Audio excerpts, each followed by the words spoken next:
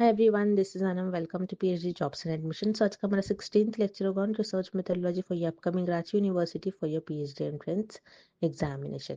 तो आज के इस सेशन में हम रांची यूनिवर्सिटी के लेक्चर सीरीज को हम आगे बढ़ाते हुए रिसर्च मेथोडोलॉजी का न्यू टॉपिक जो कि directional and non directional research है, इस टॉपिक पर हम कुछ इंपॉर्टेंट क्वेश्चंस यहाँ पर डिस्कस करेंगे।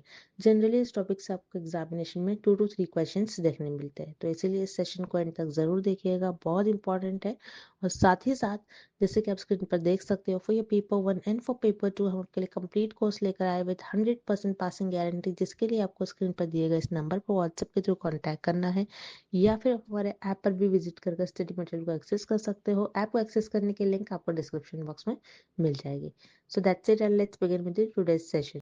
तो जैसे कि हम आपको जल्दी से यहाँ पर वीडियो स्टार्ट करने से पहले शॉर्ट में बता देते हैं कि आपको हम पेपर 1 के लिए जो कि आपका रिसर्च मेथोडोलॉजी होता है, उसमें आपको वीडियो लेक्चर्स प्रोवाइड करते हैं। नोट्स हमारे काफ़ी शॉर्ट नोट्स है, और जो नोट्स में इंपॉर्टेंट पॉइंट है, जो इंटरव्यू में भी आपको कई कई बार क्वेश्चंस पूछे जाते हैं, उनको हाईलाइट कर रखा है हमने। देन रिविजन पीडीएफ है जिसमें 1500 से भी ज़्यादा इंपॉर्टेंट क्वेश्चंस हमने कवर करा है। तो ये जो कंटेंट है हमारा, ये हमारा एक्सपर्ट्स के थ्रू हमने बनाया हुआ कंटेंट है, और 100% यहीं से आपको एग्जामिनेशन में क्वेश्चंस पूछे जाते हैं। तो काफ़ी सारे हमारे जो प्रीवियस बैच के स्टूडेंट्स थे, हमारा काफ़ी अच्छा रिजल्ट रहा है। हम आपको स्क्रीनशॉट भी दिखाएंगे उनके फीडबैक का कि किस तरीके से हमारे ही कंटेंट से उन्हें एग्जामिनेशन में क्वेश्चंस पूछे गए थे। तो अगर आप इंटरेस्टेड हो तो दिए गए स्क्रीन पर जो नंबर है आप हमें कॉन्टैक्ट कर सकते हो, या फिर हमारे ऐप के थ्रू भी स्टडी मटेरियल को एक्सेस कर सकते हो। लिंक आपको डिस्क्रिप्शन में मिल जाएगा। पेपर 1 के साथ साथ हम आपको पेपर 2 जो कि आपका सब्जेक्ट स्पेसिफिक होता है, जिसमें आप रिसर्च करोगे, जिसमें आप आपकी पीएचडी करोगे, स्पेशलाइजेशन करोगे, उसके लिए भी हम आपको काफ़ी सारे सब्जेक्ट के लिए भी स्टडी मटेरियल प्रोवाइड करते हैं। Again most expected MCQs and notes हम आपको यहाँ पर प्रोवाइड करेंगे, जिसके लिए स्क्रीन पर दिए गए नंबर पर आप हमें व्हाट्सएप के थ्रू कॉन्टैक्ट कर सकते हो। और ऐप के लिए लिंक हमारे नीचे डिस्क्रिप्शन में आपको मिल जाएगी, आप वहाँ से डेमो लेक्चर्स भी देख सकते हो। So that's it and let's begin with the MCQs. Question: A dash predicts a change, relationship, or difference between two variables but does not specify the direction of the relationship. तो students, इस question में हमें ये find out करना है कि ऐसी कौन सी हाइपोथेसिस है जो हमें वेरिएबल्स के बीच का रिलेशन बताती है, बट वो वेरिएबल्स कौन से डायरेक्शन में मूव कर रहे हैं ये नहीं बताती है। ओके, सो हियर हम पहले ऑप्शन सी देखते हैं, नल हाइपोथेसिस। सो जैसे हमने प्रीवियस लेक्चर में देखा था students, null and alternative hypothesis. तो नल हाइपोथेसिस क्या होती है? नल का मीनिंग ही होता है नो। मीन्स नल हाइपोथेसिस हमें बताती है there is no relation, there is no change between the variables. Okay, so here option C is incorrect, because हमें ये क्वेश्चन में ऐसा वेरिएबल बताना है जिसके बीच में रिलेशन होता है। सो नल हाइपोथेसिस ये बताती है कि वेरिएबल्स के बीच में कोई रिलेशन नहीं होता है। ओके, वेरिएबल्स के बीच में कोई रिलेशन नहीं होता है, that's why here option C is incorrect. Then हमने ऑल्टरनेटिव हाइपोथेसिस भी देखा था। ओके, ऑल्टरनेटिव हाइपोथेसिस क्या बताती है कि there is relation between the variable. Okay, so remember students, alternative hypothesis के भी दो टाइप्स होते हैं। So first is directional hypothesis and the second is non directional hypothesis. So directional hypothesis क्या होता है? सो डायरेक्शनल हाइपोथेसिस को हम H1 से डिनोट करेंगे, बिकॉज अल्टरनेटिव हाइपोथेसिस को भी हम H1 से डिनोट करते हैं। सो डायरेक्शनल हाइपोथेसिस क्या होती है, हम एग्जांपल के थ्रू समझते हैं। जैसे for example, increase in water increases plant growth. Okay, means directional hypothesis हमें दो वेरिएबल्स के बीच का रिलेशन और वो वेरिएबल्स कौन से डायरेक्शन में मूव कर रहे हैं ये दोनों भी बताती है। ओके, जैसे हम यहाँ पर आप देख सकते हो एग्जांपल में हमने क्या किया, increases in water. Increase in water means आप अगर ज्यादा पानी दोगे प्लांट को तो प्लांट की ग्रोथ भी ज्यादा होगी। ओके, मतलब ये डायरेक्शन बता रही है कि आपको वाटर ज्यादा देना है प्लांट को, तो आपका प्लांट की ग्रोथ भी ज्यादा होगी। सो यस, डायरेक्शनल हाइपोथेसिस ये बताती है कि there is relationship between the variables, and also directional hypothesis ये भी बताती है कि वो वेरिएबल्स कौन सी डायरेक्शन में मूव कर रहे हैं। Okay, then next is non directional hypothesis. Non directional hypothesis जैसे नेम में ही है, जो ऐसी हाइपोथेसिस होती है नॉन डायरेक्शनल हाइपोथेसिस जहां पर वेरिएबल्स के बीच का रिलेशन तो बताती है, बट वो वेरिएबल्स कौन से डायरेक्शन में मूव कर रहे हैं ये नहीं बताती है। जैसे अगेन हम नॉन डायरेक्शनल हाइपोथेसिस, ये अल्टरनेटिव हाइपोथेसिस का टाइप है, दैट्स व्हाई इसको भी हम H1 से डिनोट करेंगे। ओके, सो हम एग्जांपल के थ्रू समझते हैं। अगेन नॉन डायरेक्शनल हाइपोथेसिस का एग्जांपल कैसा हो सकता है? There is relation between water and plant growth. Means यहाँ पर जो दो वेरिएबल है, first is water and the second is plant growth, मतलब वाटर एंड प्लांट ग्रोथ ये दोनों भी वेरिएबल्स के बीच में रिलेशन है। बट नॉन डायरेक्शनल हाइपोथेसिस ये नहीं बता रही है कि अगर आप वाटर को, प्लांट को क्या आप ज्यादा पानी दे रहे हो तो प्लांट की ग्रोथ क्या ज्यादा हो रही है, अगर आप प्लांट को कम वाटर दोगे क्या प्लांट की ग्रोथ कम होगी। सो नॉन डायरेक्शनल हाइपोथेसिस हमको वेरिएबल्स के बीच में जो भी डायरेक्शन है, कैसे वेरिएबल चेंज हो रहे हैं, ये नहीं बताती है, बस ये बताती है कि there is relationship between the variables. So yes, this is the definition of non-directional hypothesis. So here option B is the right answer, non-directional hypothesis. Next, which of the following is a non-directional hypothesis? So friends, इस question में हमें options में कुछ examples given है और हमें find out करना है किस ऑप्शन में नॉन डायरेक्शनल हाइपोथेसिस की एग्जांपल हमें गिवन है। सो here first option is women are better at concentrating than men.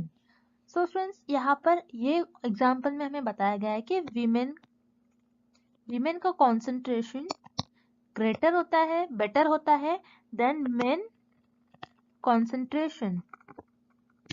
Okay, तो जैसे आप देख रहे हो यहाँ पर दो वेरिएबल्स है, दो वेरिएबल्स के बीच में हमें रिलेशन गिवन है। ओके, और इन दो वेरिएबल्स के बीच का डायरेक्शन भी गिवन है, मतलब ये एक वेरिएबल ज्यादा है। ओके, हमें दो वेरिएबल्स के बीच में क्या बताया गया है, ये एक वेरिएबल ज्यादा है, मींस वीमेन कंसंट्रेशन ज्यादा है, बेटर है। सो यस, जब भी कोई वेरिएबल्स के बीच में रिलेशन और एज वेल एज डायरेक्शन बताता है, कैसे चेंज हो रहा है, कौन बेटर है, कौन सा वेरिएबल ग्रेटर है, so that comes under directional hypothesis. Okay, so this is the example of directional hypothesis, not non-directional hypothesis. So here option A क्या हो जाएगा? Incorrect. Then option B, women spend more time doing cooking than men. So ये भी example option A की तरह ही है कि women यहाँ पर women cooking time greater है than men cooking time. So again यहाँ पर रिलेशन बता रहा है बिटवीन द टू वेरिएबल्स और बता रहा है हमें जैसे वीमेन कुकिंग टाइम क्या है, ग्रेटर है, मतलब एक वेरिएबल दूसरे वेरिएबल से बड़ा है। ओके, डायरेक्शन बता रहा है यहाँ पर भी। सो जब भी कोई एग्जाम्पल में हमें डायरेक्शन और एज वेल एज रिलेशन भी गिवन है, that's why it is an example of directional hypothesis. So again here option B is also incorrect, because हमें क्वेश्चन में नॉन डायरेक्शनल हाइपोथेसिस का एग्जाम्पल फाइंड आउट करना है। Then here option C, there is a difference in the number of men and women who participate in sports. So again students, इस example में हमें ये बताया गया है कि women participation in sports is not equal to men participation in sports, because यहाँ पर क्या बताया गया है, कुछ ना कुछ डिफरेंस है विमेन पार्टिसिपेशन और men participation in sports. Exact कितने नंबर्स है मेन और कितने वीमेन से ये नहीं बताया गया, हमें बताया गया है कि कुछ ना कुछ डिफरेंस है वीमेन पार्टिसिपेशन का और मेन पार्टिसिपेशन का। That's why it is an example of non directional hypothesis. So इस एग्जाम्पल में हमें डायरेक्शन नहीं बताया गया, हमें बस रिलेशन बताया गया। So, जब भी वेरिएबल्स के बीच में सिर्फ रिलेशन गिवन हो ना कि direction, that's why it is known as non directional hypothesis. So here option C is an example of non-directional hypothesis. Okay, next question. A dash is a prediction made by researcher regarding a positive or negative change, relationship or difference between two variables. So students, इस question में हमें ऐसी hypothesis find करनी है जहां पर researcher two variables के बीच का रिलेशन फाइंड आउट करते हैं और एज वेल एज वो ये भी देखते हैं कि वेरिएबल्स कौन से डायरेक्शन में मूव कर रहे हैं, whether it is positive on negative. Okay, so हम ऑप्शन देखते हैं. पहले हम ऑप्शन सी देखेंगे, कॉम्प्लेक्स हाइपोथेसिस. कॉम्प्लेक्स हाइपोथेसिस क्या होती है? जहां पर रिसर्चर मोर देन 3 वेरिएबल्स के बीच का रिलेशन फाइंड आउट करते हैं. Okay, that is known as complex hypothesis. But यहाँ पर हमें क्या गिवन है? 2 variables, only 2 variables. That's why here option C is incorrect. Then option B क्या है? Null hypothesis. नल हाइपोथेसिस क्या होती है? There is no relation between. Null hypothesis ये बताती है कि कोई भी रिलेशन नहीं होता है बिटवीन द वेरिएबल्स. जब नल हाइपोथेसिस ये बताती है कि कोई रिलेशन नहीं है, जब ऐसी हाइपोथेसिस जो कोई रिलेशन नहीं है बताती, तो उनके बीच में वो ये भी नहीं बताएंगे कि वेरिएबल्स के बीच में कैसे चेंज हो रहे हैं, वेरिएबल्स कैसे वेरी कर रहे हैं, उन कौन से डायरेक्शन में मूव कर रहे हैं, ये भी नहीं बताएंगे. बिकॉज रिलेशन ही नहीं है तो डायरेक्शन कैसे बताएंगे कोई hypothesis. That's why here option B is incorrect. Then option A, directional hypothesis. Yes, it is the right answer. Directional hypothesis ये बताती है कि दो वेरिएबल्स के बीच में कैसा रिलेशन है, वेदर इट इज पॉजिटिव और नेगेटिव. ओके, सो हम एग्जाम्पल के थ्रू समझते हैं. जैसे रिसर्चर ने ये प्रिडिक्ट किया है कि increase in water increases plant growth. Okay, so yes, यहाँ पर डायरेक्शनल हाइपोथेसिस में वाटर और प्लांट ग्रोथ ये दोनों भी वेरिएबल्स के बीच में रिलेशन है, और ये दोनों भी वेरिएबल्स कौन से डायरेक्शन में मूव कर रहे हैं? पॉजिटिव. बिकॉज दोनों भी वेरिएबल्स क्या है? सेम ही डायरेक्शन में मूव कर रहे हैं. जब भी वेरिएबल्स सेम डायरेक्शन में मूव करते हैं तो उनको हम कहते हैं positive correlation. Okay, then also directional hypothesis negative change भी बताती है. सो नेगेटिव चेंज कैसे बताएगी? अगेन हम एग्जांपल के थ्रू समझते हैं. जैसे if you do exercise more than your weight will decrease more. Okay, अगर आप ज्यादा एक्सरसाइज करोगे सो आपका वेट ज्यादा कम होगा. ओके, सो आप देख रहे हो यहाँ पर जो एक वेरिएबल है ये अपवर्ड डायरेक्शन में मूव कर रहा है, and दूसरा जो वेरिएबल है, द नेक्स्ट वेरिएबल है, सेकेंड वेरिएबल, ये डाउनवर्ड डायरेक्शन में मूव कर रहा है. सो दोनों भी अपोजिट डायरेक्शन में मूव कर रहे हैं. तो जब भी वेरिएबल्स अपोजिट डायरेक्शन में मूव करते हैं so this is known as negative correlation. Okay, so yes, directional hypothesis क्या होता है? जहां पर रिसर्चर कोई भी दो वेरिएबल्स के बीच का रिलेशन बताते हैं, एज वेल एज ये भी बताते हैं कि वो वेरिएबल्स कैसे चेंज हो रहे हैं, कैसे मूव हो रहे हैं, पॉजिटिवली मूव हो रहे हैं या फिर नेगेटिवली मूव हो रहे हैं. So yes, this is the definition of directional hypothesis. So here option A is the right answer. Okay, next question. The higher the number of Facebook friends, the higher the satisfaction in life. This is an example of. So students, इस question में हमें एक example given है और हमें ये find out करना है ये एग्जाम्पल कौन सी हाइपोथेसिस की एग्जाम्पल होगी, directional hypothesis, non directional hypothesis या फिर नल हाइपोथेसिस की. ओके, सो एग्जाम्पल क्या गिवन है हमें? The higher the number of Facebook friends means जितने ज्यादा आपके फेसबुक फ्रेंड्स होंगे उतनी ज्यादा आपको लाइफ में उतना ज्यादा लाइफ में आप सेटिस्फाइड होगे. ओके, सो यहाँ पर स्टूडेंट जैसे आप देख रहे हो दो वेरिएबल्स है, एक Facebook friends and second is life satisfaction. So आप देख रहे हो ये दोनों भी वेरिएबल्स के बीच में कुछ ना कुछ रिलेशन है. ओके, और ये दोनों भी वेरिएबल्स डायरेक्शन शो कर रहे हैं, कैसे वेरिएबल्स वैरी कर रहे हैं, कैसे चेंज हो रहे हैं, वो वेरिएबल्स कैसे डायरेक्शन बता रहे हैं. तो जब भी वेरिएबल्स के बीच में कुछ ना कुछ रिलेशन होगा और वेरिएबल्स चेंज हो रहे होंगे या फिर डायरेक्शन शो कर रहे होंगे, तो ऐसे हाइपोथेसिस को हम कहते हैं directional hypothesis. So yes, this is the example of directional hypothesis.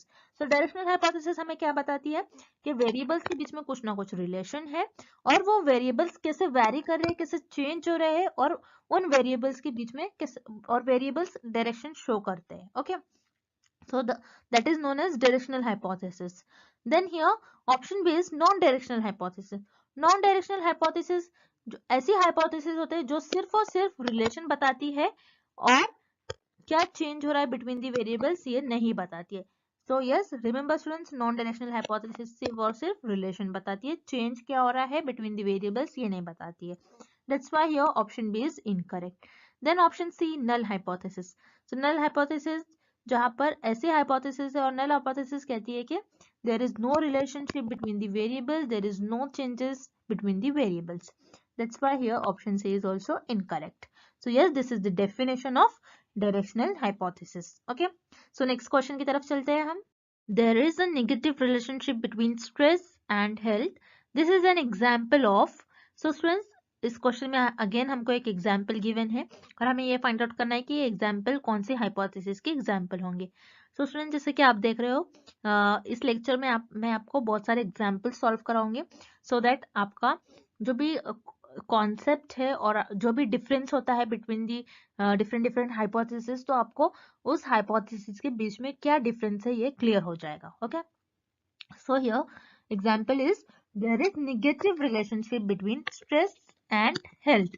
Means हमको तो ये एग्जाम्पल में पक्का है कि दो वेरिएबल्स गिवन है. First is stress and the second is health. Okay, but हमें ये भी given है information के negative relationship है. So yes, negative relationships मतलब क्या होगा कि अगर आप ज्यादा स्ट्रेस लेते हो तो हो सकता है कि आपके हेल्थ प्रॉब्लम और यू कैन से आपकी जो हेल्थ है वो खराब हो सकती है. अगर आप ज्यादा स्ट्रेस लोगे तो आपकी हेल्थ खराब हो सकती है. सो यहाँ पर ये जो वेरिएबल्स है नेगेटिव रिलेशनशिप शो कर रहे हैं बिकॉज एक वेरिएबल्स अपवर्ड डायरेक्शन शो कर रहा है और जो नेक्स्ट वेरिएबल है ये डाउनवर्ड डायरेक्शन शो कर रहा है. ओके, जब भी दो वेरिएबल्स डिफरेंट डायरेक्शन में मूव करते हैं that is known as negative relationship. Okay, so yes, directional hypothesis में हमने क्या देखा था? डायरेक्शनल हाइपोथेसिस रिलेशन बताती है और डायरेक्शन भी बताती है कि दोनों वेरिएबल्स कौन से डायरेक्शन में मूव कर रहे हैं और वेरिएबल्स कैसे चेंज हो रहे हैं. Okay, so yes, this is the example of directional hypothesis. So directional hypothesis relation और डायरेक्शन और दो वेरिएबल्स कैसे चेंज हो रहे हैं ये भी बताते हैं. So here option is the right answer. Then option B, non directional hypothesis.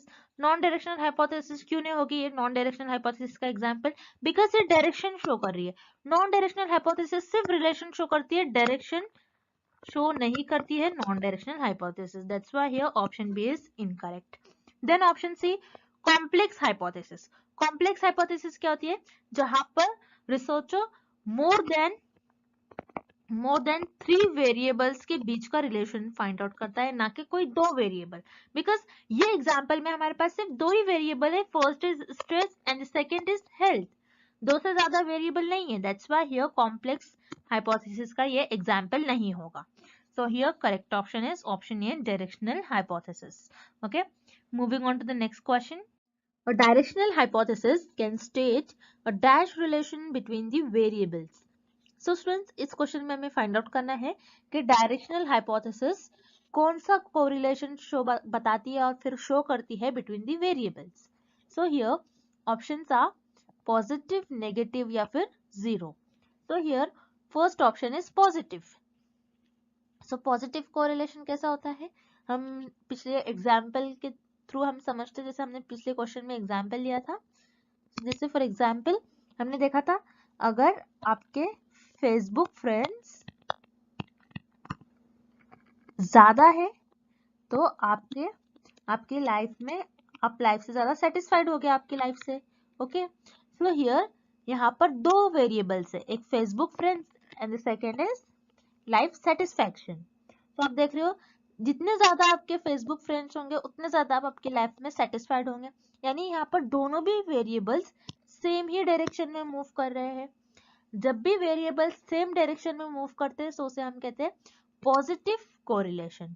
So yes, directional hypothesis हमें पॉजिटिव कोरिलेशन शो करती है between the variables. That's why here option is the right answer. Then option B, negative. So yes, negative correlation भी हम example के through समझते हैं. जैसे हमने पिछले ही क्वेश्चन में, अगेन हम प्रीवियस एग्जाम्पल ही लेंगे सो दैट आपको क्लियर हो जाएगा इजीली. ओके, सो यहाँ पर हम देखते हैं अगर आप स्ट्रेस ज्यादा लेते हो तो आपकी हेल्थ खराब हो जाती है. ओके, आप जितना ज्यादा स्ट्रेस लोगे उतनी ज्यादा आपकी हेल्थ अफेक्ट होगी. ओके, उतने ज्यादा आपकी हेल्थ खराब हो जाएगी. सो आप यहाँ पर देख रहे हो अगेन यहाँ पर 2 वेरिएबल्स है, first is stress and the second is health. Okay, so आप देख रहे हो ये दोनों भी वेरिएबल्स अपोजिट डायरेक्शन में मूव कर रही है। जब भी कोई वेरिएबल्स अपोजिट डायरेक्शन में मूव करता है तो उसे हम कहते हैं negative correlation. So yes, directional hypothesis can state positive as well as negative correlation between the variables. So here option B is also correct. Then here option C. So option C is 0. So remember students, directional hypothesis zero correlation नहीं बताती है. That's why here option C is incorrect. So here correct option is option D, both A and B. Next. There is no difference between Dutch and English people height. Is this a statement of? So students, इस question में हमें एक statement given है और हमें find out करना है ये स्टेटमेंट किस हाइपोथेसिस की स्टेटमेंट होगी. सो स्टेटमेंट क्या गिवन है हमें इस क्वेश्चन में? There is no difference between Dutch and English people height. Okay, that means Dutch people की हाइट एंड इंग्लिश पीपल की हाइट में कोई डिफरेंस नहीं है. मीन्स यहाँ पर डच पीपल की हाइट और इंग्लिश पीपल की हाइट, ये दोनों भी वेरिएबल्स के बीच में कोई रिलेशन नहीं है. सो रिमेंबर स्टूडेंट्स, जब भी और मैंने आपको प्रीवियस लेक्चर में भी बताया था, जब भी क्वेश्चन में नो और नॉट जैसे वर्ड यूज करे जाते हैं, that means it is related with null hypothesis. और जैसे आप देख रहे हो यहाँ पर दो वेरिएबल्स है, first is Dutch people height and second is English people height. तो ये दोनों भी वेरिएबल्स के बीच में कोई रिलेशन नहीं है. That's why this is the statement about null hypothesis.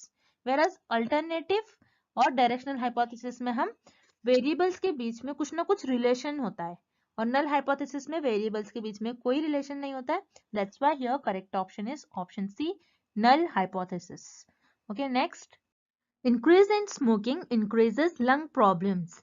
Is this a statement of? So students, again इस क्वेश्चन में हमें स्टेटमेंट गिवन है और हमें फाइंड आउट करना है ये स्टेटमेंट किस हाइपोथेसिस का स्टेटमेंट होगा. So here what is the statement? Statement क्या गिवन है हमको?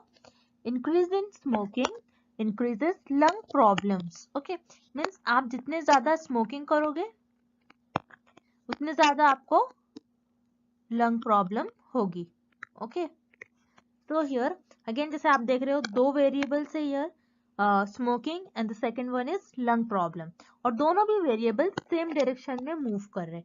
दैट मीन्स ये जो स्टेटमेंट है हमें दो वेरिएबल्स के बीच में रिलेशन बता रहा है एज वेल एज और क्या बता रहा है? डायरेक्शन भी बता रहा है.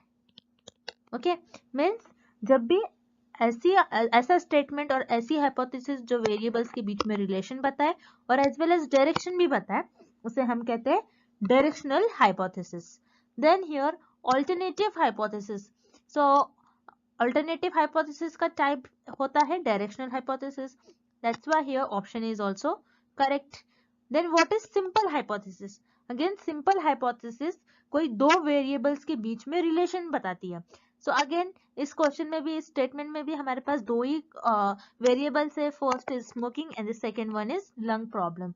That's why here option C is also correct. So here correct option is option D, all the above. Okay. Next, which of the following shows a directional hypothesis?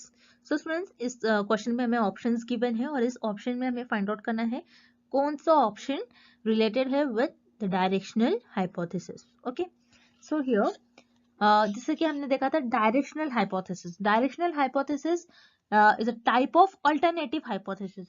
So alternative hypothesis को हम H1 से denote करते हैं. That's why directional hypothesis को भी हम H1 से ही denote करते हैं. So here option B is incorrect because H यहाँ पर H0 और यू कैन से H0 ये हम नल हाइपोथेसिस के लिए यूज करते हैं. That's why here option B is incorrect. Then here option C, H1 is age is not equal to 15. So यहाँ पर आपके पास दो वेरिएबल है एज एंड 15. ओके, सो यहाँ पर आपको गिवन है age is not equal to 15 means age 15 नहीं होगी बट कुछ ना कुछ एज होगी. मीन्स कुछ ना कुछ रिलेशन तो होगा लेकिन हमको डायरेक्शन नहीं गिवन है. So that's why here this is related with non directional hypothesis. Okay, यहाँ पर नॉन डायरेक्शनल हाइपोथेसिस हमें ये बताती है कि वेरिएबल्स के बीच में कुछ ना कुछ रिलेशन है बट वो वेरिएबल्स कौन से डायरेक्शन में मूव कर रहे हैं, कैसे चेंज हो रहे हैं वेरिएबल, ये नहीं शो करती. That's why here option C is incorrect. So here Option A, age is greater than 15. So yes, here option A is the right answer. जहां पर आप देख रहे हो एज ये ग्रेटर है देन 15 मीन्स एज ज्यादा है. ओके, एज यहाँ पर एज वेरिएबल एज क्या है, ज्यादा है, मीन्स कुछ ना कुछ डायरेक्शन बता रही है ये वेरिएबल्स के बीच में.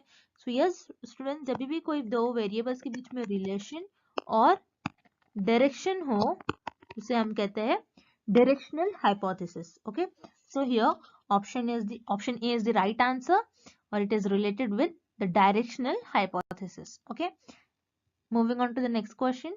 Directional hypothesis is also known as, so students इस क्वेश्चन में हमें फाइंड आउट करना है कि हम डायरेक्शनल हाइपोथेसिस को और क्या कहते हैं. सो यस, डायरेक्शनल हाइपोथेसिस को हम वन टेल्ड हाइपोथेसिस भी कहते हैं. So why directional hypothesis is known as one tailed hypothesis? Because directional hypothesis ये शो करता है कि कोई वेरिएबल जो होता है एक ही डायरेक्शन में मूव करता है. That's why directional hypothesis is known as one-tailed hypothesis. Then here option B is two-tailed hypothesis. So remember students, two-tailed hypothesis is also known as non-directional hypothesis. Non-directional hypothesis को हम two-tailed hypothesis कहते हैं because non-directional hypothesis दोनों direction में move कर सकता है. That's why non directional hypothesis को हम टू डायरेक्शनल हाइपोथेसिस कहते हैं. So here option B is incorrect. Then option C null hypothesis. Again null hypothesis is incorrect because null hypothesis में वेरिएबल्स के बीच में कोई रिलेशन ही नहीं होता है.